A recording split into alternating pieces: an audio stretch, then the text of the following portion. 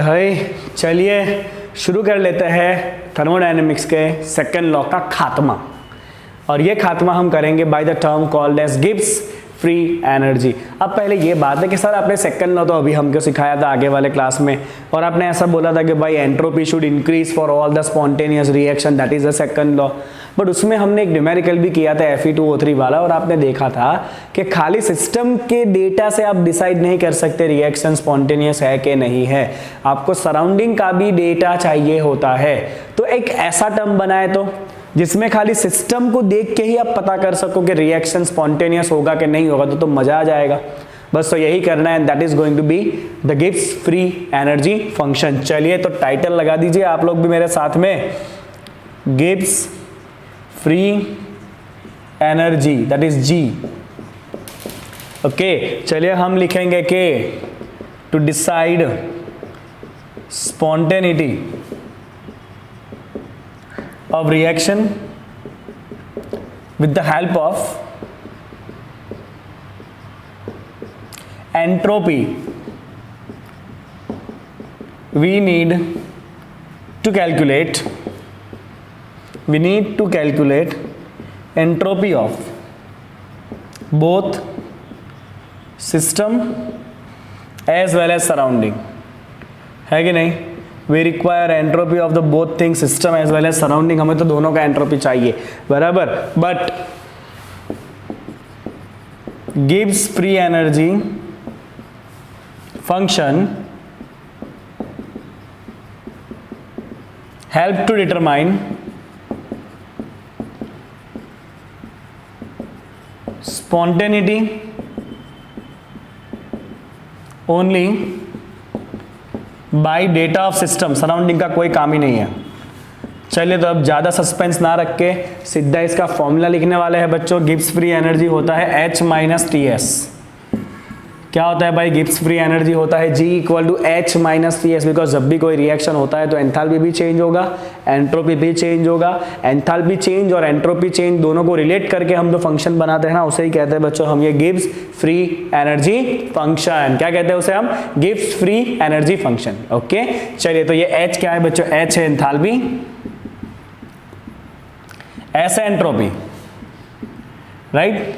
And T तो आपको पता है, टी के बारे में लिखेंगे तो टी को बुरा लग जाएगा, टी इज टेम्परेचर, राइट। चलिए now what will happen, this enthalpy G is path state function, ये आपको मेंशन कर ही देना है। इनिशियल एंड फाइनल स्टेट के ऊपर डिपेंड करेगा। And G is extensive property, depends on the quantity of matter, है ना।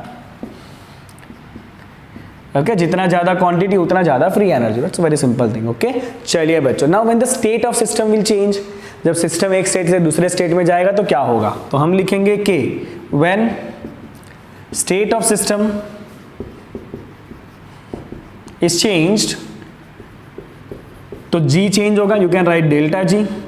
एच चेंज होगा, you can write delta H. ये टी एस भी टर्म होगा, you can write delta T S. सब जगह पे डेल्टा लगा दिया, चेंज हो रहा है तो इसको हम लिखेंगे delta G equal to delta H minus, पहले टी एज इट इज रखो डेल्टा एस, अब एस एज इट इज रखो डेल्टा टी। इस तरह से आप करते हैं, पहले एक एज इट इज, दूसरे को डेल्टा, दूसरा एज इट इज, पहले को डेल्टा, राइट। चलिए नाउ लेट्स कंसीडर के टेम्परेचर चेंज नहीं हो रहा है रिएक्शन में, so I can write here if temperature is constant. अगर टेम्परेचर कांस्टेंट है तो ये डेल्टा टी कितना हो जाएगा? 0। तो अब आपके पास फंक्शन क्या बच गया बच्चों? फंक्शन बच गया delta G equal to delta H minus T delta S. Delta G equal to what? Delta H minus T delta S, and that is your Gibbs free energy change function. Delta G equal to delta H minus T delta S. चलिए अब यहाँ पे मैं आपको बहुत important एक चीज बताऊंगा, ध्यान देना बच्चों। ये डेल्टा एच जो है ना, ये है total energy available from chemical reaction. जो भी रिएक्शन हो रहा है उसमें से टोटल कितना एनर्जी अवेलेबल है, दैट इज डेल्टा एच। अब जो अवेलेबल एनर्जी है ना, उसमें से बहुत सारा एनर्जी रैंडमनेस की वजह से लॉस हो जाएगा, और वो एनर्जी वाला टर्म ये रहा जो रैंडमनेस की वजह से लॉस होता है, T delta S. And this is the energy which is not available for you to do any kind of work. So this is non-useful energy. This is non useful energy, right, जो randomness की वजह से loss हो जाएगा, जिसको आप use नहीं कर सकते हो, राइट। और ये जो बाकी बचा ना delta G, that is the maximum useful energy. Total में से कितना एनर्जी अवेलेबल है यू वर्क करने के लिए, this is maximum useful energy, जो आपका टोटल एनर्जी में से अवेलेबल है आपके पास यूज करने के लिए। तो डेल्टा एच मतलब सिस्टम ने कितना टोटल एनर्जी दिया, उसमें से टी डेल्टा एच जितना लॉस हो गया, बाकी बचा जो है वो है maximum useful energy delta G. Okay, clear इतना। चलिए अब यहाँ से आपको स्पॉन्टेनिटी का कंडीशन लाना है, रिएक्शन स्पॉन्टेनियस कब होगा। ये तो मैंने आपको फ्री एनर्जी के बारे में सारा डेटा बता दिया है ना। चलिए now let's derive the condition of this spontaneity. I hope कि इतने में डिराइव हो जाएगा, है ना। चलिए, कंडीशन ऑफ स्पॉन्टेनिटी, तो आपने ऑलरेडी इतना पढ़ लिया है कि डेल्टा एस टोटल में होता है delta S of system plus delta S of surrounding, ये दोनों मिलके ग्रेटर देन 0 होना चाहिए। इतना हमने सेकंड लॉ में देखा था, राइट। चलिए अब मुझे पूरा डेटा जो है ना वो सिस्टम का ही चाहिए, मुझे सराउंडिंग का डेटा नहीं चाहिए, तो मैं उसको नेग्लेक्ट कराऊंगा। देखने कैसे करना है, सराउंडिंग के डेटा कैसे निकालना है। तो हम यहाँ पे लिखेंगे कि for equilibrium between system and surrounding, जब सिस्टम एंड सराउंडिंग इक्विलिब्रियम में हो जाएगा तो they will have same temperature, है ना, बिकॉज इक्विलिब्रियम में है ना, तो you can write that temperature are same which is T. Okay, ठीक है। चलिए, and enthalpy change of surrounding is equal to enthalpy change of system with negative sign. ये मैंने जस्ट आपको बताया था, राइट, कि सिस्टम जितना एनर्जी छोड़ेगा उतना एनर्जी सराउंडिंग लेगा, या सिस्टम जितना एनर्जी लेगा उतना एनर्जी सराउंडिंग देगा। मतलब सिस्टम और सराउंडिंग का जो एनर्जी चेंज या एंथैल्पी जो है या हीट का जो ट्रांसफर है वो सेम है, खाली साइन अपोजिट रहेगा। अगर एक हीट को एब्जॉर्ब करता है तो दूसरा क्या करेगा, हीट को अपोज करेगा या हीट को एमिट करेगा, या एक अगर एमिट करेगा तो दूसरा उस हीट को एब्जॉर्ब करेगा। सिंपली आप समझ लेना, सिस्टम का और सराउंडिंग का एंथैल्पी चेंज सेम होगा बट खाली साइन अलग रहेगा, राइट। चलिए अब मुझे ये टर्म को नेग्लेक्ट करना था ना, ये मेरा टारगेट है, इसको मेरे को उड़ाना है, कोई बात नहीं। We have this delta S of surrounding is equal to, चलिए फॉर्मूला क्या होता है, क्यू बाई टी, है ना। क्या फॉर्मूला होता है बच्चों, फॉर्मूला होता है एंट्रोपी का Q by T. Temperature system and surrounding का कैसा है, सेम है, because they are in equilibrium. चलिए ये क्यू कितना होता है, क्यू की जगह आप लिख सकते हो डेल्टा एच ऑफ सराउंडिंग, है ना। क्यू इज ए हीट को हम एंथैल्पी भी लिख सकते हैं बिकॉज रिएक्शन आपका कांस्टेंट प्रेशर पे होने वाला है, तो heat and enthalpy are same. And delta H of surrounding क्या है, minus delta H of system. Let's write it here, आ जाना है इतना में, चलिए चलेगा, minus delta H of system. I hope you can see it clearly, clear है, राइट। चलिए डेल्टा एस ऑफ सराउंडिंग क्या हो जाएगा, minus delta H of system by temperature T. Let us put it here, फिर देखते हैं क्या आता है वो। ओके, तो मैं लिखूंगा यहाँ पे के, वेट अ सेकंड, चलिए मैं यहाँ पे लिखूंगा कि delta S of system plus delta S of surrounding, this should be greater than 0। चलिए delta S of system, delta S of surrounding ये रहा minus delta H by T, that is minus delta H of system by T, this should be greater than 0। मैंने क्या किया, substitute कर दिया, delta S of surrounding की जगह पे मैंने ये रख दिया, डेल्टा एस ऑफ सराउंडिंग की जगह मैंने ये डाल दिया, right, that is minus delta H of system by T. चलिए now I require some space, फटाफट एक साइड को कॉपी करिए सब लोग। चलिए इधर से एक स्टेप आगे ले जाता हूं आपको मैं, साथ रहिएगा, कोई खो मत जाएगा। चलिए टी को आप ऊपर ले लीजिए, T delta S of system minus delta H of system should be greater than 0, है ना। टी यहाँ पे ऊपर आ गया, इधर तो 0 है। चलिए यहाँ से आप माइनस साइन कॉमन निकाल लीजिए, तो ये हो गया आपका minus delta H minus T delta S, this should be greater than 0। अब जैसे ही आप दोनों तरफ माइनस साइन मल्टीप्लाई करोगे तो ये प्लस हो जाएगा और ये इक्वालिटी साइन चेंज होता है, राइट। आपको पता होगा, मैं थोड़ा बहुत मैथ्स पढ़ा होगा, आई होप दैट। तो delta H of system minus T delta S of system should be less than 0। जैसे ही माइनस साइन हटाया इक्वालिटी चेंज हो गया। नाउ व्हाट इज दिस बच्चा मेरा, यही तो है डेल्टा जी, देख ले आगे तूने लिखा है, and that is all data of system only. बस तो यही कंडीशन है कि जितने भी स्पॉन्टेनियस रिएक्शन है ना उन सबके लिए फ्री एनर्जी डिक्रीज होता है। आप समझो ना, सिंपल सी बात है भाई, रिएक्शन के पास बहुत सारी एनर्जी है। अब जब अपने आप वो रिएक्शन प्रोसीड करेगा तो रिएक्शन की जो खुद की एनर्जी है वो तो यूज हो जाएगी ना, राइट। ओके, अपने आप जब होगा वो रिएक्शन तो खुद की एनर्जी तो यूज हो जाएगी। मतलब अपने आप होने वाले रिएक्शन का फ्री एनर्जी क्या होता है बच्चा, डिक्रीज होता है, राइट। तो हम यहाँ पे लिखेंगे कि फॉर ऑल स्पॉन्टेनियस रिएक्शन, ये भी सेकंड लॉ का ही स्टेटमेंट है, this is also second law. दोनों स्टेटमेंट लिखने आपको एग्जाम में आया। तो एंट्रोपी में क्या था, एंट्रोपी में था total entropy of the universe increase, total entropy of universe increase, entropy universe increase, remember like this, entropy universe increase, entropy universe increase, remember like this, okay. और यहां पे क्या होगा, for all spontaneous reaction free energy of system decrease, free energy of the system क्या होगा, decrease होगा, right. तो अगर ये delta G of system less than zero है तो रिएक्शन कैसा होगा बच्चा, स्पॉन्टेनियस। अगर delta G of system greater than zero है तो रिएक्शन कैसा होगा, नॉन स्पॉन्टेनियस। अगर delta G of system zero हो गया तो रिएक्शन कैसा हो जाएगा, इक्विलिब्रियम में हो जाएगा। मतलब उसकी सारी कैपेसिटी खत्म हो चुकी है, वो सिस्टम सराउंडिंग एक दूसरे के साथ इक्विलिब्रियम में आ चुके हैं, ठीक है। चलिए, तो ये आपको आई होप के समझ में आ गया, बहुत इंपॉर्टेंट ये थियरी था, फटाफट इसको कंप्लीट करिए। चलिए एक और पॉइंट लिखेंगे, अलग अलग कंडीशन में कौन से टेम्परेचर के ऊपर रिएक्शन जो है वो स्पॉन्टेनियस होगा। समझना बहुत ही ध्यान से, जबरदस्ती एग्जाम्पल में कराऊंगा आपको, अभी ध्यान देना बच्चों सब लोग। चलिए, तो मुझे इतना पता है कि स्पॉन्टेनियस रिएक्शन लाने के लिए मुझे डेल्टा जी कैसा करना है, नेगेटिव करना है।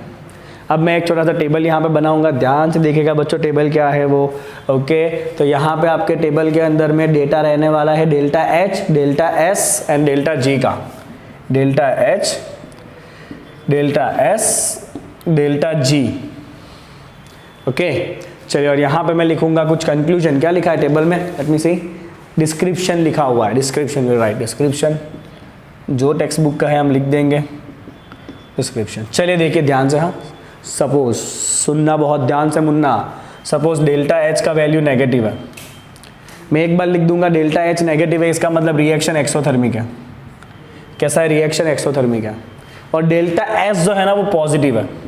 सपोज कोई आपको रिएक्शन दिया है जिसका डेल्टा एच नेगेटिव है, मतलब वो हीट को इवॉल्व कर रहा है, एक्सोथर्मिक रिएक्शन है, और उसका एंट्रोपी बढ़ रहा है, तो कितने भी टेम्परेचर पे इसको रखो डेल्टा जी नेगेटिव ही होगा। क्यों ऐसा, क्योंकि ये डेल्टा एच कैसा है, नेगेटिव है, ये माइनस है ना। देखो डेल्टा एच कैसा है, माइनस है, डेल्टा एस कैसा है, प्लस है, तो ये माइनस इंटू प्लस, ये माइनस ही रहेगा।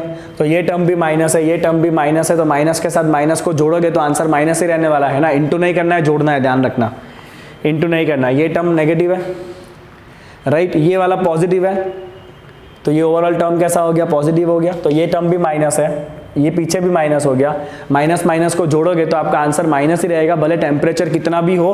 तो यहाँ पे आपका डेल्टा जी जो है ना वो ऑलवेज नेगेटिव रहेगा, this is negative at all temperature. और you can say reaction is spontaneous at all temperature, reaction is spontaneous at all temperature, कितना भी टेम्परेचर क्यों ना हो रिएक्शन स्पॉन्टेनियस ही रहने वाला है। अब जरा इससे उल्टा देखो, जरा इससे उल्टा करो, अगर डेल्टा एच पॉजिटिव है मतलब रिएक्शन एंडोथर्मिक है, right, and delta S negative है मतलब एंट्रोपी डिक्रीज हो रहा है। अब समझो क्या होगा, वो डेल्टा एच पॉजिटिव है, डेल्टा एस नेगेटिव है, तो ये माइनस माइनस क्या हो जाएगा, प्लस हो जाएगा, मतलब आगे वाला टर्म प्लस है, पीछे भी प्लस हो गया, प्लस प्लस को जोड़ोगे तो वो प्लस ही रहेगा, टेम्परेचर कितना भी क्यों ना हो। समझे आप, समझ में आया आपको मैंने क्या कहा वो, राइट। मतलब यहाँ पे क्या होगा, कितना भी टेम्परेचर रख लो, यहाँ पे आपका रिएक्शन जो है ना वो स्पॉन्टेनियस होगा ही नहीं। डेल्टा जी जो है ना वो ऑलवेज कैसा रहेगा, पॉजिटिव रहेगा, मतलब reaction is non spontaneous at all temperature. कितना भी टेम्परेचर आप रख लो, रिएक्शन कभी भी स्पॉन्टेनियस नहीं होने वाला है। समझ आई आपको इतनी बात। ये पेयरिंग बार बार पूछी जाती है, कौन से पेयरिंग के लिए रिएक्शन ऑलवेज स्पॉन्टेनियस होगा, ऑलवेज स्पॉन्टेनियस नहीं होगा, and all that things. Spontaneous के लिए आपको इसको नेगेटिव लाना है। पहला केस देखो, अगर ये नेगेटिव ये positive, overall answer always negative रहेगा। दूसरा केस देखो, ये पॉजिटिव ये नेगेटिव, माइनस माइनस प्लस हो जाएगा, ये भी प्लस है, प्लस प्लस को जोड़ोगे प्लस ही रहेगा। डेल्टा जी कभी नेगेटिव होना नहीं है, रिएक्शन कभी स्पॉन्टेनियस होना ही नहीं है, कभी रिएक्शन स्पॉन्टेनियस नहीं होने वाला है। बहुत बहुत सिंपल सी बात है, ठीक है। चलिए नेक्स्ट देखते हैं। अगर दोनों नेगेटिव है, अब मजा आएगा। अब देखना ध्यान से, हाँ, if this term is negative, दिमाग लगाना, this term is also negative, okay, now what will happen. तो आगे वाला टर्म तो आपका माइनस है, ये एक बार समझने की बात है खाली, आगे वाला टर्म माइनस है, पीछे वाला माइनस माइनस जुड़ के हो जाएगा प्लस, है ना। पीछे वाला जो है वो माइनस इंटू माइनस, पीछे वाला टर्म प्लस हो गया। आपको ओवरऑल आंसर कैसा चाहिए भाई? आपको ओवरऑल आंसर चाहिए नेगेटिव। अगर स्पॉन्टेनियस रखना है तो आपको ओवरऑल आंसर नेगेटिव चाहिए, तो इसको और इसको जोड़ना है और ओवरऑल आंसर नेगेटिव होना चाहिए। नेगेटिव तभी होगा जब ये पॉजिटिव वाला टर्म जो है ना वो छोटा रहे। अगर ये पीछे वाला टर्म छोटा है, आगे वाला टर्म बड़ा नेगेटिव है, तो ओवरऑल आंसर आपका नेगेटिव रहेगा। तो पीछे वाला टर्म छोटा कब रहेगा? जब टेम्परेचर कम हो। टेम्परेचर कैसा हो? कम हो, बिकॉज आप टेम्परेचर को मल्टीप्लाई करोगे ना, राइट। तो ये रिएक्शन जो है वो स्पॉन्टेनियस कब होगा? देखो तो इसमें आपका डेल्टा जी नेगेटिव कब आएगा? यहाँ पे आपके दो केसेस बनेंगे इस पर्टिकुलर के लिए, राइट। डेल्टा जी आपका नेगेटिव कब होगा? At low temperature, so it is spontaneous at low temperature. आप जब टेम्परेचर कम रखोगे तो फायदा होगा, रिएक्शन स्पॉन्टेनियस होगा। अगर आप टेम्परेचर बढ़ा दोगे तो क्या होगा? चलिए इसके अंदर अगर आपने टेम्परेचर बढ़ा दिया तो ये प्लस वाला बड़ा हो जाएगा। तो प्लस बड़ा है, माइनस छोटा है, जब आप इन दोनों को ऐड करोगे तो ओवरऑल आंसर तो प्लस हो जाएगा। प्लस हो गया मतलब रिएक्शन इज नॉन स्पॉन्टेनियस। तो यहाँ पे ये प्लस हो सकता है, तो it is non spontaneous at high temperature. It is non spontaneous at high temperature. I hope कि आपके दिमाग में जा रहा है, ठीक है। चलिए अब दोनों पॉजिटिव है तो क्या होगा? इफ बोथ आर पॉजिटिव, चलिए देखना, इसको निकाल देते हैं, आप कोई काम नहीं है इसका। Now delta H is positive, right, और ये भी पॉजिटिव है। डेल्टा एस भी कैसा है? पॉजिटिव है। तो ये पॉजिटिव और ये आगे माइनस साइन है, मतलब ये माइनस प्लस पीछे वाला टर्म ओवरऑल माइनस हो जाएगा। पीछे वाला टर्म कैसा हो जाएगा बच्चों? ओवरऑल माइनस हो गया, दिख रहा है आपको इजीली, राइट। अब अगर मुझे ओवरऑल आंसर नेगेटिव चाहिए, मतलब अगर मुझे रिएक्शन स्पॉन्टेनियस रखना है, तो रिएक्शन स्पॉन्टेनियस तभी होगा जब ये माइनस वाला टर्म बड़ा हो, क्योंकि एक टर्म प्लस है एक टर्म माइनस है। अगर मुझे ओवरऑल आंसर माइनस चाहिए तो ये माइनस वाला टर्म बड़ा होना चाहिए। माइनस वाला टर्म बड़ा तभी होगा जब टेम्परेचर ज्यादा हो, क्योंकि पीछे वाला टर्म है ना। तो this should be spontaneous at high temperature. On the other hand, अगर यहां पे टेम्परेचर आपने लो रखा तो क्या होगा? तो ये जो पीछे वाला टर्म है नेगेटिव वाला वो छोटा हो जाएगा, पॉजिटिव वाला बड़ा हो गया, ओवरऑल पॉजिटिव हो जाएगा, मतलब reaction is non spontaneous at low temperature. तो मैंने आपको ये सारे के सारे केसेस समझा दिए हैं, राइट। सारे केसेस मैंने आपको समझा दिया। आप इतना ध्यान रखिए, अगर दोनों नेगेटिव है ना, अगर दोनों नेगेटिव है तो हाई टेम्परेचर पे, सॉरी लो टेम्परेचर पे स्पॉन्टेनियस। इतना ध्यान रखिए बच्चों, अगर दोनों नेगेटिव है तो आपका दिमाग भी नेगेटिव चलना चाहिए, मतलब लो टेम्परेचर पे स्पॉन्टेनियस। समझ गए? इजी है एकदम। दोनों नेगेटिव है अगर, राइट, तो आपको भी टेम्परेचर कम रखना है रिएक्शन को स्पॉन्टेनियस के लिए। अगर दोनों पॉजिटिव है तो आपको टेम्परेचर ज़्यादा रखना है स्पॉन्टेनियस के लिए। आपको टेम्परेचर ज़्यादा रखना है स्पॉन्टेनियस के लिए। दोनों नेगेटिव लो टेम्परेचर पे स्पॉन्टेनियस, दोनों पॉजिटिव हाई टेम्परेचर पे स्पॉन्टेनियस। सिंपल है एकदम, राइट। मैंने सारे केसेस आपके साथ डिस्कशन कर लिया है। I hope it is very very very clear. तो ये हो गया बच्चों आपका थर्मोडायनेमिक्स का सेकंड लॉ का खात्मा, जहां पे हमने डिस्कशन किया अबाउट द फ्री एनर्जी, जहां पे आप खाली सिस्टम के डेटा से डिसाइड कर सकते हो कि रिएक्शन स्पॉन्टेनियस होगा कि नहीं होगा, ठीक है। चलिए अभी फ्री एनर्जी से जुड़े हुए और भी 2-3 फॉर्मूलाज करने हैं, न्यूमेरिकल भी करने हैं, बट आज नहीं करेंगे, उसको हम करेंगे अगले क्लास में। चलिए इसको आप कंप्लीट कर लीजिए क्विकली।